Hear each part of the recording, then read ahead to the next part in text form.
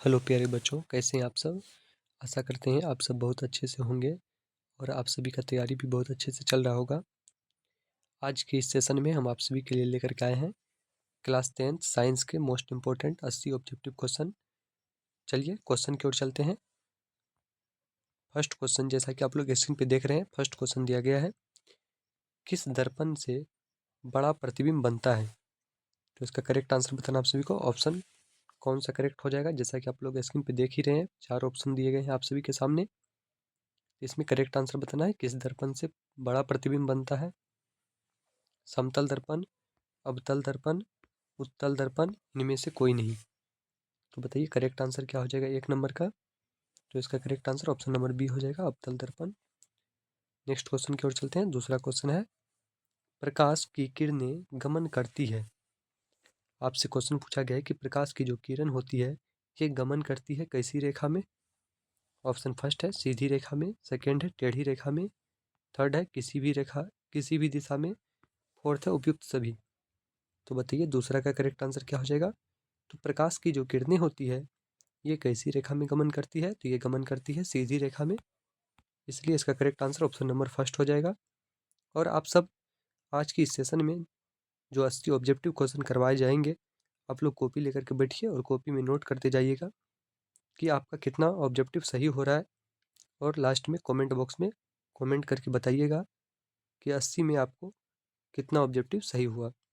चलिए next question, तीसरा question है, अवतल लेंस में आवर्धन m बराबर होता है। बताइए अवतल लेंस में आवर्धन m का मान क्या होता है। m बराबर क्या होता है, u बटा भी, u भी, u प्लस भी, भी बटा u। तो बताइए तीसरा क्वेश्चन का करेक्ट आंसर क्या हो जाएगा। अवतल लेंस में आवर्धन m बराबर क्या होता है। तो अवतल लेंस में आवर्धन m बराबर होता है v बटा u। तो इसका correct answer option number D हो जाएगा। नेक्स्ट क्वेश्चन, चौथा क्वेश्चन है, निम्न में कौन सा पदार्थ लेंस बनाने के लिए प्रयुक्त नहीं किया जा सकता है। 4 पदार्थ के नाम नीचे दिए गए हैं, जिनमें से आपको बताना है कि कौन सा पदार्थ लेंस बनाने के लिए प्रयुक्त नहीं किया जा सकता है। कांच, मिट्टी, जल, प्लास्टिक। तो लेंस बनाने के लिए इसमें किसका प्रयोग नहीं किया जा सकता है, तो मिट्टी का। ऑप्शन नंबर बी इसका करेक्ट आंसर हो जाएगा। नेक्स्ट क्वेश्चन की ओर चलते हैं। पांचवा क्वेश्चन है, एक अवतल लेंस की फोकस दूरी 20 cm है, इसकी क्षमता होगी। तो बताइए करेक्ट आंसर क्या हो जाएगा पांचवा क्वेश्चन का। एक अवतल लेंस की फोकस दूरी 20 cm है, इसकी क्षमता क्या होगी। 2 डायोप्टर, -2 डायोप्टर, 5 डायोप्टर, -5 डायोप्टर। तो पांचवा क्वेश्चन का करेक्ट आंसर बताइए क्या हो जाएगा। तो इसका correct answer option number D हो जाएगा, -5 डायोप्टर। नेक्स्ट क्वेश्चन, छठा क्वेश्चन है, प्रकाश के किस रंग का तरंगदैर्ध्य सबसे अधिक होता है। तो पूछा गया क्वेश्चन कि प्रकाश के किस रंग का तरंगदैर्ध्य जो होता है ये सबसे अधिक होता है। फर्स्ट ऑप्शन है बैगनी, सेकेंड है हरा, थर्ड है लाल और फोर्थ है पीला। तो प्रकाश के किस रंग का तरंगदैर्ध्य सबसे अधिक होता है, इसका करेक्ट आंसर बताना आप सभी को। तो प्रकाश के सबसे अधिक तरंगदैर्ध्य जो होते हैं ये होते हैं लाल रंग का, इसलिए इसका correct answer option number C हो जाएगा। नेक्स्ट क्वेश्चन सातवां, मानव नेत्र जिस भाग पर किसी वस्तु का प्रतिबिंब है वह है, मानव नेत्र जिस भाग पर किसी वस्तु का प्रतिबिंब बनाता है वह क्या है। कॉर्निया, परितारिका, पुतली, दृष्टिपटल। तो बताइए सातवां का करेक्ट आंसर क्या हो जाएगा। तो इसका correct answer option number D हो जाएगा, दृष्टिपटल। नेक्स्ट क्वेश्चन आठवां, किलोवाट घंटा बराबर होता है। बताइए किलोवाट घंटा बराबर क्या होता है। आठवां क्वेश्चन का करेक्ट आंसर बताना आप सभी को। तो इसका फर्स्ट ऑप्शन है 1 यूनिट, सेकंड ऑप्शन है 1000 यूनिट, थर्ड ऑप्शन है 10,000 यूनिट और फोर्थ है इनमें से कोई नहीं। तो बताइए आठवां क्वेश्चन का करेक्ट आंसर क्या हो जाएगा। 8 नंबर क्वेश्चन का करेक्ट आंसर बताना आप सभी को। तो किलोवाट घंटा का जो बराबर होगा इक्वल, तो ये हो जाएगा 1000 यूनिट। नेक्स्ट क्वेश्चन 9 नंबर है, विद्युत शक्ति का सही मात्रक होता है। बताइए क्या होता है विद्युत शक्ति का सही मात्रक। Option first watt, second volt, third ampere, fourth ohm. तो विद्युत शक्ति का जो सही मात्रक होता है, जैसा कि आप लोग को पता होगा, इसका सही मात्रक वोल्ट होता है। क्या विद्युत शक्ति का वाट होता है, सॉरी। तो इसका फर्स्ट ऑप्शन वाट हो जाएगा करेक्ट। नेक्स्ट क्वेश्चन, बैटरी में किस प्रकार की धारा प्राप्त होती है। बताइए बैटरी से किस प्रकार की धारा प्राप्त होती है। दृष्ट धारा, प्रत्यावर्ती धारा, ए और बी दोनों, इनमें से कोई नहीं। तो बैटरी से किस प्रकार की धारा प्राप्त होती है? तो आप सभी को पता होगा कि बैटरी से हमें दृष्ट धारा प्राप्त होती है। Option number first. Next question 11 number, dynamo से किस प्रकार की धारा प्राप्त होती है? तो 11 नंबर का करेक्ट आंसर बताइए क्या हो जाएगा? दृष्ट धारा, प्रत्यावर्ती धारा, दोनों धाराएं, इनमें से कोई नहीं। तो डायनेमो से प्राप्त होने वाली धारा जो है ये है दोनों, दृष्ट धारा और प्रत्यावर्ती धारा। Option number C. Next question 12 number, ऊर्जा का ऐसी मात्रक होता है? तो बताइए करेक्ट आंसर क्या हो जाएगा 12 नंबर का? ऊर्जा का ऐसी मात्रक क्या होता है? कैलोरी, जूल, ताप, न्यूटन।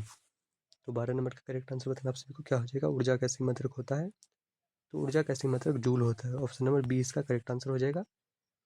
नेक्स्ट क्वेश्चन पर चलते हैं। 13 नंबर क्वेश्चन है, नाभिकीय विखंडन अभिक्रिया किसके द्वारा प्रेरित होता है? नाभिकीय विखंडन अभिक्रिया किसके द्वारा प्रेरित होता है? इलेक्ट्रॉन, प्रोटॉन, न्यूट्रॉन, इनमें से कोई नहीं। तो बताइए 13 नंबर का करेक्ट आंसर क्या हो जाएगा? तो इसका करेक्ट आंसर आप सभी को बताना, नाभिकीय विखंडन अभिक्रिया किसके द्वारा प्रेरित होता है? तो नाभिकीय विखंडन अभिक्रिया प्रेरित होता है न्यूट्रॉन द्वारा, इसलिए इसका correct answer option number C हो जाएगा। नेक्स्ट क्वेश्चन 14 नंबर है, श्वसन किस प्रकार की रासायनिक अभिक्रिया है? बताइए श्वसन जो है ये किस प्रकार की रासायनिक अभिक्रिया है? ऑप्शन नंबर फर्स्ट है उपचयन, सेकेंड संयोजन, थर्ड ऊष्माक्षेपी और फोर्थ ऊष्माशोषी। तो 14 नंबर का करेक्ट आंसर क्या हो जाएगा? ऑप्शन नंबर सी ऊष्माक्षेपी। नेक्स्ट क्वेश्चन 15 नंबर, समीकरण 2Cu plus O2 arrow 2CuO किस प्रकार की अभिक्रिया है? अपघटन, ऑक्सीकरण, उदासीनीकरण, अपक्षेपण। तो बताइए 15 नंबर जो है किस प्रकार का अभिक्रिया है? यह हो जाएगा ऑक्सीकरण। एक और क्वेश्चन कि तीर चिन्ह से पहले जो लिखे जाते हैं इसको क्या कहते हैं, और तीर चिन्ह के बाद जो लिखे जाते हैं इसको क्या कहते हैं, ये आप सभी को कमेंट बॉक्स में बताना है। नेक्स्ट क्वेश्चन 16 नंबर, संगमरमर का रासायनिक सूत्र क्या है? बताइए संगमरमर का रासायनिक सूत्र क्या होता है? CaCO3, MgCO3, CaHCO3 2, MgCO3 2।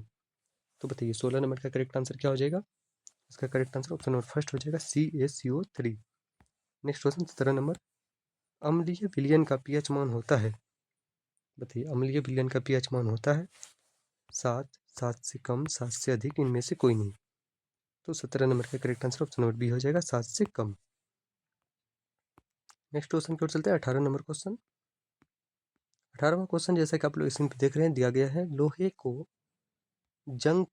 को जिंक से लेपित करने की क्रिया को क्या कहते हैं? मतलब लोहे पे जिंक की जो परत चढ़ाया जाता है इसको क्या कहते हैं? संक्षारण, गैल्वेनीकरण, पानी चढ़ाना और विद्युत अपघटन। तो 18 नंबर का करेक्ट आंसर आप सभी को बताना है क्या हो जाएगा? तो लोहे के ऊपर जो जिंक की परत चढ़ाई जाती है, क्यों? क्योंकि लोहे को जंग लगने से बचाने के लिए। तो ये कहलाता है गैल्वेनीकरण, जिसे हम गैल्वेनाइजेशन बोलते हैं। नेक्स्ट क्वेश्चन 19 नंबर, सबसे कठोर पदार्थ प्राकृतिक पदार्थ है? सबसे कठोर प्राकृतिक पदार्थ है क्या है? सोना, चांदी, लोहा, हीरा। तो 19 नंबर का करेक्ट आंसर क्या हो जाएगा? ऑप्शन नंबर डी हीरा। हीरा क्या है? सबसे प्रकृति में पाए जाने वाले सबसे कठोर पदार्थ है। नेक्स्ट क्वेश्चन 20वां क्वेश्चन है, एक अधातु जो विद्युत का सुचालक होता है, अपवाद है, एक अधातु जो विद्युत का सुचालक होता है वो क्या है? कार्बन, हीरा, कार्बन का अपरूप होता है ग्रेफाइट, और ये हीरा, और ये सल्फर, और ये नाइट्रोजन। तो अपवाद है, एक ही अधातु है जो कि क्या होता है? विद्युत का सुचालक होता है। ये कौन है? तो कार्बन का ही प्रूफ है ग्रेफाइट। नेक्स्ट क्वेश्चन, CHO क्रियाशील मूलक को क्या कहते हैं? तो ये CHO क्रियाशील मूलक को क्या कहते हैं? कीटोन, एल्डिहाइड, एल्कोहल, इनमें से कोई नहीं। तो करेक्ट आंसर बताना सभी को। 21 नंबर का करेक्ट आंसर क्या हो जाएगा? इसको बोलते हैं एल्डिहाइड। नेक्स्ट क्वेश्चन की ओर चलते हैं। बेंजीन का अनुसूत्र क्या होता है? CH4, C2H6, C6H6, C2H6। तो बताइए 22 नंबर का करेक्ट आंसर क्या हो जाएगा? 22वां क्वेश्चन का correct answer option number C हो जाएगा C6H6। Next question 23 number, polythene बहुलक है एसिटिलीन का, एथिलीन का, प्रोपिनील का, ब्यूटाइन का। तो 23 का करेक्ट आंसर क्या हो जाएगा? Option number B ethylene. Polythene जो है ये किसका बहुलक है? एथिलीन का। नेक्स्ट क्वेश्चन है, ब्यूटेन के कितने समावयवी होते हैं? ब्यूटेन के कितने समावयवी होते हैं? 1, 2, 3, 4। तो 24 का करेक्ट आंसर क्या हो जाएगा? Option number B. 2। Next question 25 number, आवर्त सारणी के उदग्र स्तंभों को कहा जाता है। बताइए 25 का करेक्ट आंसर क्या हो जाएगा? आवर्त सारणी के उदग्र स्तंभों को क्या कहा जाता है? वर्ग, आवर्त, अपरूप, इनमें से कोई नहीं। तो 25 का करेक्ट आंसर हो जाएगा ऑप्शन नंबर ए, वर्ग। नेक्स्ट क्वेश्चन, अक्रिय तत्व कौन है? बताइए 26 का करेक्ट आंसर, अक्रिय तत्व कौन है? कार्बन, हीलियम, सोना, हाइड्रोजन। तो इनमें से हीलियम जो है ये क्या है? अक्रिय तत्व है। नेक्स्ट क्वेश्चन 27 नंबर, प्रकाश संश्लेषण होता है कवकों में, जंतुओं में, हरे पौधे में, परजीवियों में। तो किस में होता है? 27 नंबर का करेक्ट आंसर बताना आप सभी को। तो ये होता है हरे पौधे में। नेक्स्ट क्वेश्चन, हरे पौधे कहलाते हैं उत्पादक, अपघटक, उपभोक्ता, आहार श्रृंखला। तो हरे पौधे को क्या खाते हैं? हरे पौधे में प्रकाश संश्लेषण की प्रक्रिया होती है और जिसके द्वारा वो अपना भोजन तैयार करते हैं, इसलिए इसे क्या कहते हैं? उत्पादक। Option number first. Next question, मनुष्य में पाचन क्रिया कहाँ आरंभ होती है? बताइए मनुष्य में पाचन की क्रिया जो है कहाँ आरंभ होती है? मलाशय में, अग्नाशय में, मुख में, ग्रहणी में। मनुष्य की पाचन की क्रिया जो होती है ये आरंभ कहाँ होती है? ये हो जाती है आरंभ आपको मुख से ही। नेक्स्ट क्वेश्चन, फूल में नर प्रजनन अंग होता है पुंकेसर, अंडक, वर्तिकाग्र, वर्तिका। तो फूल का जो नर जनन अंग होता है ये होता है क्या? और माता जनन अंग जो होता है ये क्या होता है? तो इसका करेक्ट आंसर आप सभी को कमेंट बॉक्स में बताना है कि कौन सा करेक्ट आंसर हो जाएगा इसका। नेक्स्ट क्वेश्चन 31, कवक में पोषण की कौन सी विधि होती है? स्वपोषी, मृतजीवी, समभोजी, इनमें से कोई नहीं। तो 31 का करेक्ट आंसर क्या हो जाएगा? तो कवक जो होता है इसमें पोषण की मृतजीवी विधि पाई जाती है, इसलिए इसमें मृतजीवी पोषण होता है। ऑप्शन नंबर बी करेक्ट हो जाएगा। नेक्स्ट क्वेश्चन 32, शुक्राणु का निर्माण होता है वृषण में, गर्भाशय में, अंडाशय में, इनमें से सभी में। तो शुक्राणु का निर्माण किसमें होता है? तो पुरुष में होता है, और पुरुष के कौन से अंग में? तो टेस्टिकल में होता है, जिसको हम वृषण कहते हैं, टेस्टिस। नेक्स्ट क्वेश्चन 33, परागकोश में होते हैं बाह्यदल, अंडक, अंडाशय, परागकण। तो आप सभी को पता होगा कि परागकोश में क्या होगा? परागकण। परागकण का निर्माण परागकोश में होता है, जो कि परागकोश में ही स्टोर रहता है। नेक्स्ट क्वेश्चन 34, निम्न में से कौन मानव में मादा जनन तंत्र का भाग नहीं है? अंडाशय, गर्भाशय, शुक्रवाहिका, डिंबवाहिका, वाहिनी। तो इनमें से अंडाशय, गर्भाशय और डिंबवाहिनी ये तीनों माता जनन तंत्र का भाग है, जबकि शुक्रवाहिनी वाहिका नहीं है, इसलिए इसका correct answer option number C हो जाएगा 34 का। नेक्स्ट क्वेश्चन 35 नंबर, मानव में ऑटोसोम की संख्या होती है? तो मानव में आपको सिंपल अगर पूछा जाए तो 46 गुणसूत्र होते हैं, जैसे हम 23 जोड़े बोलते हैं। इसमें 22 जोड़े जो गुणसूत्र होती है पुरुष और महिला दोनों में समान होता है, और 23वां जोड़ा ये अलग होता है। तो 22 जोड़े इसको ऑटोसोम बोलते हैं, और 23वां जोड़ा को एलोसोम बोलते हैं। तो 22 जोड़ी, option number first. Next question 36 number, निम्नलिखित में किसे आनुवांशिकी का पिता कहा जाता है? Father of genetic. तो बताइए क्या हो जाएगा करेक्ट आंसर? चार्ल्स डार्विन को, ग्रेगर जॉन मेंडल को, लेमार्क को, वाइसमान को। तो बताइए 36 का करेक्ट आंसर क्या हो जाएगा? Option number B, Gregor John Mendel को कहा जाता है आनुवांशिकी का पिता। नेक्स्ट क्वेश्चन 37, निम्नलिखित में कौन एक भूमिगत जल का उदाहरण है? करेक्ट आंसर बताइए क्या हो जाएगा 37 का? निम्नलिखित में कौन एक भूमिगत जल का उदाहरण है?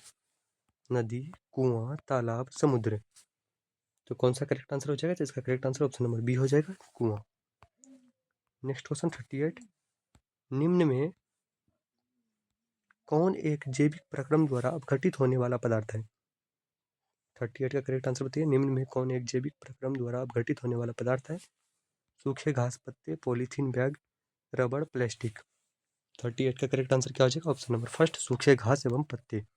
नेक्स्ट क्वेश्चन 39, ऊर्जा का पारंपरिक स्रोत क्या है? ऊर्जा का पारंपरिक स्रोत क्या है? बायोगैस, सौर ऊर्जा, पवन ऊर्जा, कोयला। तो ऊर्जा का पारंपरिक स्रोत में आएगा कोयला, जो एक बार उपयोग करने के बाद पुनः प्राप्त नहीं किया जा सकता। नेक्स्ट क्वेश्चन 40 नंबर, CFC का पूरा नाम क्या होता है? Chloro fluorine carbon, chlorofluoro chloride, chlorofluorocarbon, इनमें से कोई नहीं।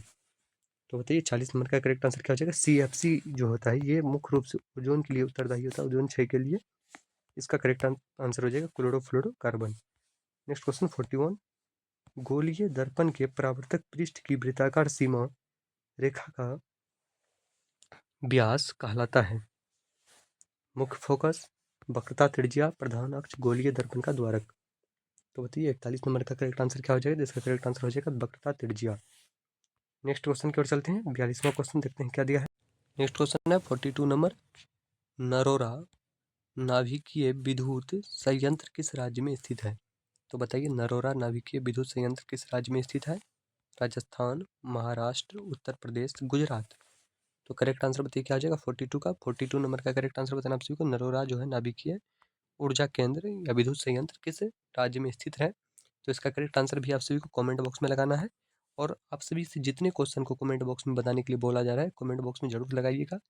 इससे हमें भी मोटिवेशन मिलता है कि आप लोग वीडियो को देखते हैं और वीडियो को देखने के बाद आप लोग याद करते हैं, क्योंकि ये सब पूछा गया क्वेश्चन है, कई बार पूछे जा चुके हैं और इन सभी क्वेश्चन को हम कई बार अपने चैनल के माध्यम से आप सभी को बता भी चुके हैं। तो चलिए चलते हैं नेक्स्ट क्वेश्चन की ओर। 43 नंबर। विद्युत धारा उत्पन्न होती है डायोड से, ट्रांजिस्टर से, डायनेमो से, मोटर से। तो विद्युत धारा जो उत्पन्न होती है किससे उत्पन्न होती है? तो इन चारों में से करेक्ट आंसर हो जाएगा ऑप्शन नंबर सी, डायनेमो से। नेक्स्ट क्वेश्चन की ओर चलते हैं 44। कोई बिलियन नीले लिटमस पत्र को लाल कर देता है, इसका पीएच मान संभवतः होगा। कोई बिलियन नीले लिटमस पत्र को लाल कर देता है, इसका पीएच मान संभवतः होगा। तो नीले लिटमस पत्र को लाल कौन करता है? तो अम्ल करता है या भस्म करता है? तो बताइए करेक्ट आंसर क्या हो जाएगा आप सभी का। तो नीले लिटमस पत्र को लाल करता है अम्ल और लाल लिटमस पत्र को नीला करता है भस्म। तो ऑप्शन क्या हो जाएगा 5, 7, 8, 10। तो बताइए करेक्ट आंसर क्या होगा? अम्ल कौन है? ये उदासीन हो जाएगा और ये दोनों क्षार हो जाएगा। तो 7 से कम 5 है, इसलिए इसका correct answer option number first हो जाएगा। नेक्स्ट क्वेश्चन है शुद्ध जल का पीएच मान है। तो बताइए शुद्ध जल का पीएच मान कितना होगा? 45 का करेक्ट आंसर बताना आप सभी को। 0, 1, 7, 14। ये क्या हो जाएगा? क्षारीय और ये अम्लीय और ये उदासीन। तो इसलिए इसका correct answer option number C हो जाएगा 7। Next question 46। निम्नलिखित में कौन सबसे अधिक अभिक्रियाशील धातु है? बताइए कौन सा सबसे अभिक्रियाशील मेटल है? Mg, Ca, Na, K। तो बताइए 46 का करेक्ट आंसर क्या हो जाएगा? 46 का correct answer option number first हो जाएगा Mg। Next question 47। निम्नलिखित में किसे कोशिका का ऊर्जा मुद्रा के रूप में जाना जाता है? ADP, ATP, DTP, PDP। तो 47 का करेक्ट आंसर क्या हो जाएगा? Option number B, ATP। ATP को कोशिका का ऊर्जा मुद्रा कहा जाता है और कोशिका का पावर हाउस किसे कहा जाता है? तो माइटोकॉन्ड्रिया को। और कोशिका में जो ऊर्जा संचित रहता है ये ATP के रूप में ही संचित रहता है। Next question 48। मस्तिष्क का कौन सा भाग शरीर की स्थिति तथा संतुलन का अनुरक्षण करता है? बताइए मस्तिष्क का कौन सा भाग शरीर की स्थिति तथा संतुलन का अनुरक्षण करता है? अग्र मस्तिष्क, मध्य मस्तिष्क, अनुमस्तिष्क, इनमें से सभी। तो बताइए 48 का करेक्ट आंसर क्या हो जाएगा? 48 का correct answer option number C हो जाएगा, अनुमस्तिष्क। Next question 49। किसी चालक का प्रतिरोध निम्नलिखित में से किस पर निर्भर करता है? बताइए किसी चालक का प्रतिरोध निम्नलिखित में किस पर निर्भर करता है? चालक की लंबाई पर, चालक के अनुप्रस्थ काट क्षेत्रफल पर, चालक के पदार्थ की प्रकृति पर, उपयुक्त सभी पर। तो 49 का करेक्ट आंसर बताइए क्या हो जाएगा? ऑप्शन नंबर सी, चालक के पदार्थ की प्रकृति पर। Next question 50। निम्नलिखित में कौन विद्युत शक्ति का सही मात्रक है? बताइए विद्युत शक्ति का सही मात्रक कौन है? वाट, वाट पर घंटा, एमीटर, ओम, एम्पियर, ओम। तो बताइए 50 का करेक्ट आंसर क्या हो जाएगा? तो इसका correct answer option number first हो जाएगा, वाट। Next question 51।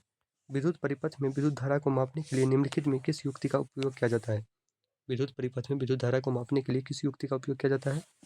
Galvanometer, voltmeter, ammeter, voltameter. तो विद्युत परिपथ में जो विद्युत धारा को मापने के लिए जिस युक्ति का प्रयोग किया जाता है उसका नाम है आमीटर। ऑप्शन नंबर सी इसका करेक्ट आंसर हो जाएगा। Next question 52। फ्यूज तार के लिए निम्नलिखित में कौन सा कथन सत्य है? फ्यूज तार के लिए निम्नलिखित में कौन सा कथन सत्य है? प्रतिरोध तथा गलनांक दोनों अधिक होता है, प्रतिरोध कम तथा गलनांक अधिक होता है, प्रतिरोध अधिक तथा गलनांक कम होता है, प्रतिरोध तथा गलनांक दोनों कम होता है। तो इसके लिए correct answer option number C हो जाएगा, प्रतिरोध अधिक तथा गलनांक कम होता है। नेक्स्ट क्वेश्चन की ओर चलते हैं। क्वेश्चन है 53। निम्नलिखित पदार्थों में कौन चुंबकीय पदार्थ नहीं है? मतलब कौन चुंबकीय नहीं है? लोहा, निकेल, पीतल, कोबाल्ट। तो इनमें से कौन चुंबकीय नहीं है? तो आपको करेक्ट आंसर बताना। तो इसका करेक्ट आंसर ऑप्शन सी हो जाएगा, पीतल, ये चुंबकीय नहीं है। Next question 54। किसी विद्युत धारावाही सीधी लंबी परिनालिका के भीतर चुंबकीय क्षेत्र का मान A 0 होता है। शून्य होता है, इसके सिरे की ओर जाने पर घटता है, इसके सिरे की ओर आने पर और जाने पर बढ़ता है, सभी बिंदु पर समान रहता है। तो बताइए 54 का करेक्ट आंसर क्या हो जाएगा? किसी विद्युत धारावाही सीधी लंबी परिनालिका के भीतर चुंबकीय क्षेत्र का मान ये शून्य होता है, सभी बिंदुओं पर समान होता है। नेक्स्ट क्वेश्चन, विद्युत धारा के चुंबकीय प्रभाव का खोज किसने किया था? बताइए विद्युत धारा के चुंबकीय प्रभाव का खोज किसने किया था? 55 का करेक्ट आंसर बताना है। ऑस्टर्ड, एम्पियर, बोर, फेराडे। तो विद्युत धारा की जो चुंबकीय प्रभाव है इसका खोज क्या है? ऑस्टर्ड। तो 55 का करेक्ट आंसर क्या हो जाएगा? फर्स्ट। नेक्स्ट क्वेश्चन 56, निम्नलिखित में कौन जैव मात्रा ऊर्जा स्रोत का उदाहरण नहीं है? लकड़ी, गोबर गैस, नाभिकीय ऊर्जा, कोयला। तो कौन इसमें जैव मात्रा ऊर्जा स्रोत का उदाहरण नहीं है? तो नाभिकीय ऊर्जा। नेक्स्ट क्वेश्चन की ओर चलते हैं 57, Na2SO4 plus BaCl2 arrow BaSO4 plus 2NCl उपयुक्त अभिक्रिया निम्नलिखित में किस प्रकार की अभिक्रिया है? तो इसमें से जो अभिक्रिया आप सभी को दिखाया जा रहा है रिएक्शन, ये किस प्रकार का रिएक्शन है? संयोजन अभिक्रिया, द्विविस्थापन अभिक्रिया, वियोजन अभिक्रिया, विस्थापन अभिक्रिया। तो इसका करेक्ट आंसर हो जाएगा ऑप्शन नंबर बी, द्विविस्थापन अभिक्रिया। नेक्स्ट क्वेश्चन, अम्लीय वर्षा के जल का पीएच मान क्या होता है? अम्लीय वर्षा के जल का पीएच मान क्या होना चाहिए? 5.6, 5.6 से कम, 5.6 से अधिक, 7.0। तो 58 का करेक्ट आंसर हो जाएगा बी नंबर, 5.6 से कम। नेक्स्ट क्वेश्चन, NaHCO3 यौगिक का प्रचलित नाम निम्नलिखित में कौन है? NaHCO3 यौगिक का प्रचलित नाम निम्नलिखित में कौन है? धोने का सोडा, बेकिंग सोडा, विरंजक चूर्ण, सोडियम कार्बोनेट। तो 59 का करेक्ट आंसर क्या हो जाएगा? तो इसका correct answer option number B हो जाएगा, बेकिंग सोडा। नेक्स्ट क्वेश्चन की ओर चलते हैं, नेक्स्ट क्वेश्चन देखते हैं क्या है। नेक्स्ट क्वेश्चन 60 नंबर है, अपच का उपचार करने के लिए इनमें से किस औषधि का उपयोग किया जाता है? अपच का उपचार करने के लिए इनमें से किस औषधि का उपयोग किया जाता है? Antibiotic, analgesic, antacid, antiseptic. तो बताइए गैस्ट्रिक अपच का मतलब हो गया गैस्ट्रिक, इसका जो उपचार करने के लिए किसका उपयोग किया जाता है? इसके लिए एंटासिड का किया जाता है। नेक्स्ट क्वेश्चन की ओर चलते हैं, 61 नंबर क्वेश्चन। और अगर आप सभी को सेशन अच्छा लग रहा हो और क्वेश्चन अच्छा सब आपको देखने में लग रहा हो, सेशन अच्छा लग रहा हो, क्वेश्चन समझ में आ रहा हो, तो अभी तक वीडियो को लाइक नहीं किया है तो वीडियो को लाइक कर दीजिए और ज़्यादा से ज़्यादा वीडियो को शेयर कीजिए अपने दोस्तों तक, रिश्तेदारों तक, जो भी इस बार 2025 के बोर्ड एग्जाम में शामिल होने वाले हैं क्लास 10th के। और अगर जो भी स्टूडेंट अभी तक चैनल को सब्सक्राइब नहीं किया तो चैनल को सब्सक्राइब कर लीजिए। आपका एक सब्सक्राइब और एक लाइक हमें बहुत ही ज़्यादा मोटिवेट करता है। चलिए नेक्स्ट क्वेश्चन की ओर चलते हैं, 61 नंबर। चींटी के डंक एक अम्ल छोड़ जाते हैं, चींटी के डंक एक अम्ल छोड़ जाते हैं जिनके कारण जलन एवं दर्द का अनुभव होता है। यह अम्ल निम्नलिखित में कौन है? बताइए चींटी का अम्ल जो है ये एक अम्ल छोड़ जाते हैं जिसके कारण क्या होता है? जलन और दर्द होता है। तो ये अम्ल कौन सा है? मेथनोइक अम्ल, एथेनोइक अम्ल, सिट्रिक अम्ल, एलेक ऑक्जेलिक अम्ल। तो बताइए 61 का करेक्ट आंसर क्या हो जाएगा? इसका करेक्ट आंसर ऑप्शन फर्स्ट हो जाएगा, मेथनोइक अम्ल। नेक्स्ट क्वेश्चन 62, ऑक्जेलिक अम्ल निम्नलिखित में किस में पाया जाता है? ऑक्जेलिक अम्ल निम्नलिखित में किस में पाया जाता है? टमाटर, संतरा, सिरका, इमली। तो बताइए ऑक्जेलिक अम्ल किस में पाया जाता है इन चारों में से? तो ऑक्जेलिक अम्ल का जो मुख्य स्रोत है ये है टमाटर, option number first. Next question की ओर चलते हैं, CaSO4 1/2 H2O निम्नलिखित में किस यौगिक का रासायनिक सूत्र है? संगमरमर, bleaching powder, plastic of Paris, gypsum. तो 63 का करेक्ट आंसर क्या हो जाएगा? 63 का correct answer option number C हो जाएगा, plaster of Paris. Next question 64, निम्नलिखित में कौन सी धातु कमरे के ताप पर तरल अवस्था में पाया जाता है? तो 64 का करेक्ट आंसर बताइए, निम्नलिखित में कौन सी धातु कमरे के ताप पर तरल अवस्था में पाया जाता है? पारा, आयोडीन, सल्फर, कार्बन। तो पारा जो है ये कमरे के ताप पर तरल अवस्था में पाया जाता है। नेक्स्ट क्वेश्चन की ओर चलते हैं, 65 नंबर क्वेश्चन है, नाइट्रोजन के क्या क्वेश्चन है? तो नाइट्रोजन के दो परमाणुओं के बीच कितने आबंध पाए जाते हैं? नाइट्रोजन के दो परमाणुओं के बीच कितने आबंध पाए जाते हैं? एक आबंध, द्विआबंध, त्रिआबंध, इनमें से कोई नहीं। तो 65 का correct answer option number C हो जाएगा, त्रिआबंध। नेक्स्ट क्वेश्चन 66, निम्नलिखित में कौन विद्युत का सुचालक है? हीरा, ग्रेफाइट, आयोडीन, गंधक। तो बताइए इन चारों ऑप्शन में से कौन सा करेक्ट हो जाएगा जो कि विद्युत का सुचालक है? तो विद्युत का सुचालक पूछा गया इसलिए इसका करेक्ट आंसर हीरा नहीं होगा, आयोडीन भी नहीं होगा, गंधक भी नहीं होगा। करेक्ट आंसर ग्रेफाइट हो जाएगा जो कि अधातु है लेकिन विद्युत का सुचालक है, इसलिए क्या अपवाद है। नेक्स्ट क्वेश्चन 67, कार्बन के सबसे बाहरी कोष में इलेक्ट्रॉन की कुल संख्या निम्नलिखित में क्या होती है। बताइए, कार्बन के सबसे बाहरी कोष में इलेक्ट्रॉन की संख्या क्या होती है। 3, 4, 2, 1। तो करेक्ट आंसर होती है 67 का तो 4। नेक्स्ट क्वेश्चन 68, एल्कीन का सामान्य सूत्र निम्नलिखित में क्या होता है। बताइए, एल्कीन का सामान्य सूत्र निम्नलिखित में क्या होता है। CnH2n+2, CnH2n-2, CnH2n, CnH2n, CnHn। तो बताइए, एल्कीन का सूत्र पूछा गया और एल्कीन का सामान्य सूत्र क्या होता है। तो इसका करेक्ट आंसर हो जाएगा 68 का option number C, CnH2n। Next question, समान आणविक सूत्र लेकिन विभिन्न संरचना वाले यौगिक निम्नलिखित में क्या कहलाते हैं। समान आणविक सूत्र लेकिन विभिन्न संरचना वाले यौगिक क्या कहलाते हैं। संरचनात्मक, समावयव, सजातीय श्रेणी, परिक्रियात्मक समूह, इनमें से कोई नहीं। तो 69 का correct answer option number first हो जाएगा, संरचनात्मक समावयव। नेक्स्ट क्वेश्चन 70 नंबर, मेंडलीव के आवर्त नियम के अनुसार तत्वों के गुणधर्म निम्नलिखित में किसके आवर्त फलन होते हैं। मेंडलीव के आवर्त नियम के अनुसार तत्वों के गुणधर्म निम्नलिखित में किसके आवर्त फलन होते हैं। परमाणु संख्याओं के, परमाणु द्रव्यमानों के, परमाणु आकार के, घनत्व के। तो 70 का करेक्ट आंसर बताइए क्या हो जाएगा। 70 नंबर का correct answer option number first हो जाएगा, परमाणु संख्याओं के। नेक्स्ट क्वेश्चन 71, आधुनिक आवर्त सारणी के उदग्र स्तंभ निम्नलिखित में से क्या कहलाते हैं। आधुनिक आवर्त सारणी के उदग्र स्तंभ निम्नलिखित में से क्या कहलाते हैं। आवर्त, समूह, कोष, इनमें से कोई नहीं। तो बताइए 71 का करेक्ट आंसर क्या हो जाएगा। तो आधुनिक आवर्त सारणी के उदग्र स्तंभ जो है ये क्या कहलाते हैं, ये कहलाते हैं समूह, जिसे हम ग्रुप बोलते हैं। और अगर आप सभी से क्वेश्चन कर दिया जाए कि अभी आधुनिक आवर्त सारणी में कितने ग्रुप हैं और कितने पीरियड हैं, इन दोनों का कमेंट आप सभी को कमेंट बॉक्स में करना है आंसर। नेक्स्ट क्वेश्चन 72 नंबर, अम्ल राज्य में HCl एवं सांद्र HNO3 का अनुपात निम्नलिखित में क्या होता है। तो अम्ल राज किसे कहा जाता है। तो अम्ल का राजा होता है आपको सल्फ्यूरिक अम्ल H2SO4। तो इसमें आपको HCl एवं HNO3 का मात्रा क्या होता है ये पूछा गया है। 1:1, 1:2, 2:1 और 3:1। तो 72 का करेक्ट आंसर टी हो जाएगा, 3:1। नेक्स्ट क्वेश्चन 73, हरे पौधे कहलाते हैं। तो हरे पौधे क्या कहलाते हैं। वैसे जी जो अपना भोजन स्वयं बनाते हैं, स्वपोषी, मृतजीवी, परजीवी, उपयुक्त सभी। तो बताइए हरे पौधे क्या कहलाते हैं। हरे पौधे स्वपोषी कहलाते हैं क्योंकि अपना भोजन स्वयं बनाते हैं प्रकाश संश्लेषण की प्रक्रिया द्वारा। नेक्स्ट क्वेश्चन 74, छोटी आंत में पाए जाने वाले रसांकुर क्या कहलाता है, क्या कार्य करता है। बताइए 74 का करेक्ट आंसर बताना आप सभी को। छोटी आंत में पाए जाने रसांकुर क्या कार्य करता है। अंतर्ग्रहण, पाचन, अवशोषण, स्वांगीकरण। तो छोटी आंत में जो उंगली के जैसे रसांकुर पाए जाते हैं तो इसका मुख्य कार्य होता है अवशोषण करना। नेक्स्ट क्वेश्चन कर चले 75, क्रेब्स चक्र की क्रिया कहाँ होती है। तो क्रेब्स चक्र की क्रिया कहाँ होती है। कोशिका द्रव में, माइटोकॉन्ड्रिया में, गोल्गी काय में, इनमें से कोई नहीं। तो 75 का करेक्ट आंसर बताइए क्या हो जाएगा।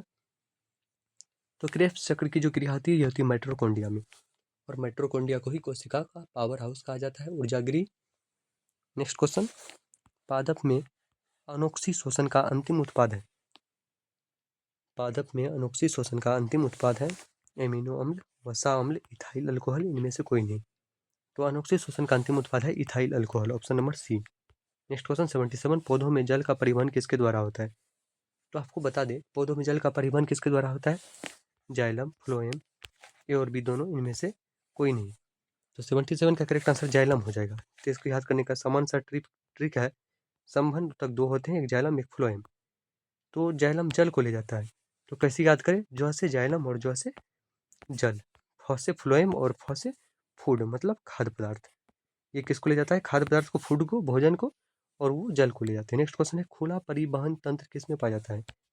बताइए परिवहन तंत्र का मतलब होता है रक्त का परिवहन। परिवहन तंत्र किसमें पाया जाता है, खुला, बिल्ली में, मनुष्य में, पक्षी में और तितली में। बताइए परिसंचरण तंत्र का खोज किसने किया था, विलियम हार्वे ने, क्योंकि ये लगातार पूछा जाता है, साइंस का ही क्वेश्चन है। तो इसका करेक्ट आंसर हो जाएगा विलियम हार्वे। और यहाँ पूछा गया खुला परिवहन तंत्र किसमें पाया जाता है। तो 78 का correct answer option number D हो जाएगा, तितली में। नेक्स्ट क्वेश्चन, इनमें से कौन पादप उत्सर्जी पदार्थ नहीं है। इनमें से कौन सा एक ऐसा पदार्थ है जो कि पादप के द्वारा उत्सर्जित नहीं होता है? Tannin, resin, latex, starch. तो इनमें से करेक्ट आंसर क्या हो जाएगा? तो टेनिन, रेजिन और लेटेक्स जो है ये तीनों पादप के द्वारा उत्सर्जित होता है, लेकिन स्टार्च नहीं। तो ऑप्शन नंबर डी इसका करेक्ट आंसर हो जाएगा। नेक्स्ट क्वेश्चन और लास्ट क्वेश्चन है इस सेशन का। इनमें कौन एमिनो अम्ल के विखंडन में से बनता है? इनमें से कौन एमिनो अम्ल के विखंडन से बनता है? CO2, CONH3, उपयुक्त सभी। तो बताइए एमिनो अम्ल के विखंडन से कौन बनता है? तो NH3। अगर आप सभी को आज का सेशन कैसा लगा आप सभी कमेंट करके बताइए, और आप सभी का कितना क्वेश्चन सही हुआ, आउट ऑफ 80 में से कितना मार्क्स आ रहा है, तो आप लोग लिख करके कमेंट कीजिए। और अगर सेशन अच्छा लगा हो तो वीडियो को लाइक कीजिए और ज़्यादा से ज़्यादा अपने दोस्तों को वीडियो को शेयर कीजिए। मिलते हैं फिर नेक्स्ट सेशन में अगले किसी और सब्जेक्ट के साथ, क्योंकि आप सभी को समय बहुत कम बचा है एग्जाम में और आप लोग को तैयारी बहुत ज़्यादा करना बचा है। करीब करीब स्टूडेंट का तैयारी तो कंप्लीट हो चुका होगा। चलिए चलते हैं, मिलते हैं फिर नेक्स्ट वीडियो में। तब तक के लिए जय हिंद, जय भारत।